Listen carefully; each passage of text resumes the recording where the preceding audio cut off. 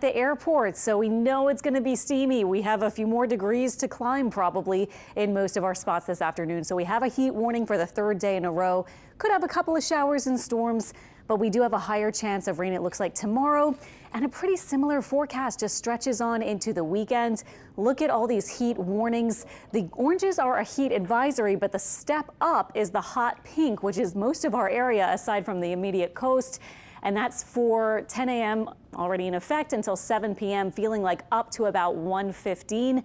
In the orange, you'll feel like up to about 112. Those are the official numbers for those two warnings or watches. Right now we're at 97 and feeling like very close to 110 in the New Orleans area. Lots of blue sky, not a lot of cloud cover and not a lot of rain out there. All of our temperatures getting into now just about the 90s at least, if not the middle 90s. And here are those feels like temperatures. Mandeville saying 114. Now, I think Graceland is running high, but kind of crazy to see that number. Thibodaux feeling like 115 as well. Belle Chase feeling like 110 along with Hammond.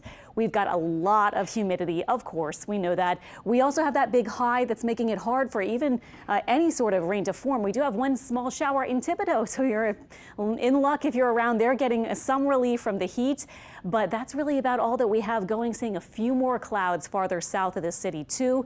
Let's transition into the high resolution model, and it's doing an okay job with the small cluster of showers that is out there right now around Thibodaux. Few more possible by later this afternoon and this evening. This is 5 p.m. and I think that's about all we're going to see today. So not a huge rain chance into this evening, although it is possible to see a couple of spotty showers or storms. Now tomorrow, this is 7 a.m. We may see already a couple of coastal showers getting going. This is by 1 p.m. Some showers, maybe a couple of storms. So you can see why the chance for rain is better tomorrow and why the heat may not be quite as extreme tomorrow with that scattered rain and a little bit more cloud cover around. Today, though, 20–30% chance of rain.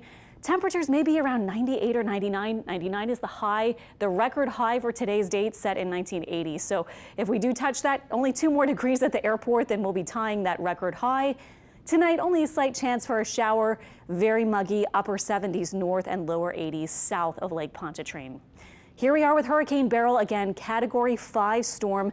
Winds have come down a little bit, but it is still a Category 5, moving quickly at least to the west-northwest. Pressure has come up a little bit, so hopefully these are the signs of some start of a weakening process due to wind shear that we're expecting to increase.